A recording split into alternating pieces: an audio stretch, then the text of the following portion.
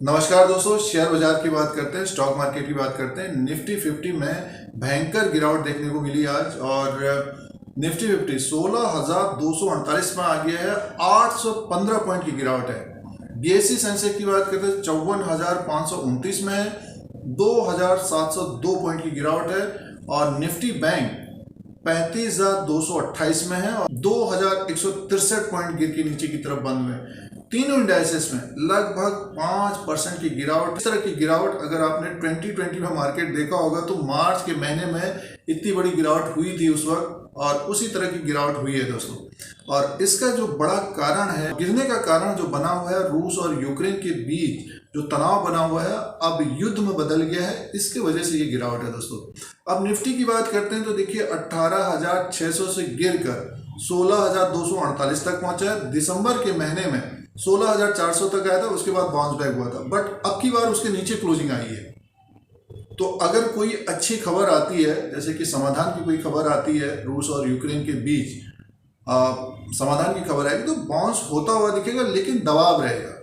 जो oil prices है वो ऊपर की तरफ जाता हुआ दिख रहा है, जैसे 100 के ऊपर पहुंच गया तो महंगाई बढ़ने की उम्मीद रहेगी, गैस प्राइजेस बढ़ सकते हैं, तो उसके वजह से दबाव बना रहेगा और जंप भी होता रहेगा। अगर समाधान होता है, समाधान की खबर नहीं आती है, अमेरिका के द्वारा अगर हमले की बात आती है तो मार्केट में और गिरावट हो सकती है।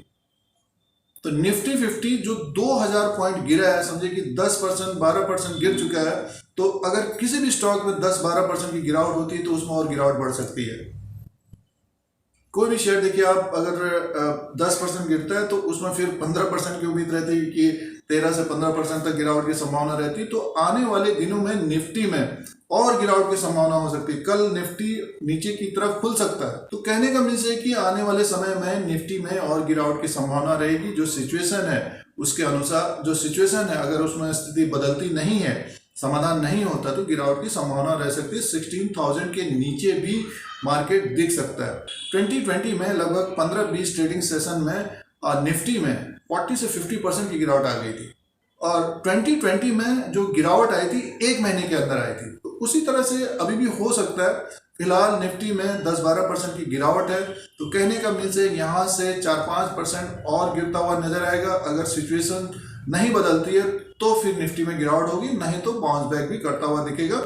जिनका निवेश है वेट एंड वॉच करना चाहिए, कर रहे हैं जिनका निवेश है वेट एंड वॉच करना चाहिए, जल्दबाजी नहीं करनी चाहिए। और जो करना चाहते हैं तो अच्छे शेयर काफी नीचे की तरफ दिख रहे हैं। देखिए आज रिलायंस का स्टॉक, रिलायंस की बात करें तो 2255 में है, और उसके बाद आप ICICI बैंक देखिए 707 में आ गया है। TCS देखिए 3401 में है, और आप टाटा मोटर की बात करते हैं तो 10% नीचे की तरफ है। इन्फोसिस का स्टॉक जो नीचे नहीं आ रहा था 1678 में है। SBI देखिए 472 में है। बड़े बड़े शेयरों में मुनाफा वसूली हो रही है और उसी में इन्वेस्टमेंट भी होता है FIs का, इन्वेस्टर्स का। और ये स्टॉक नीचे की तरफ दिख रहे हैं। अपने अनुसार कितना समय देना है उसके अनुसार निवेश करना चाहिए। ये हो सकता है कि 2 महीने में अच्छा रिटर्न मिले, और हो सकता है कि 3 महीना लग जाए, हो सकता है 6 महीना लगे, हो सकता है 1 साल लगे। तो समय के अनुसार निवेश करना चाहिए, पार्ट में करना चाहिए।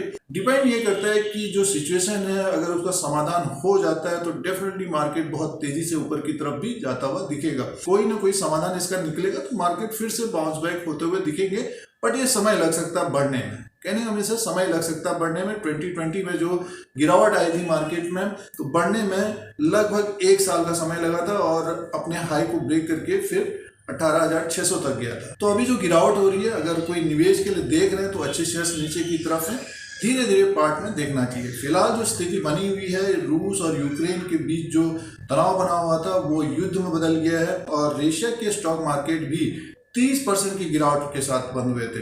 और इसी तरह का माहौल हम लोगों को 2020 में दिखने को मिला था चाइना में। के बाद सारे ग्लोबल मार्केट गिरे थे दोस्तों। रूस और यूक्रेन का जो क्राइसिस है उसके वजह से मार्केट में गिरावट है। वीडियो आपके मतलब का है तो लाइक का बटन दबाएं। शेयर बाजार से जुड़े रहने के लिए, स्टॉक मार्केट से जुड़े रहने के लिए, जानकारी के लिए सब्सक्राइब और बेल आइकन को प्रेस करें। धन्यवाद।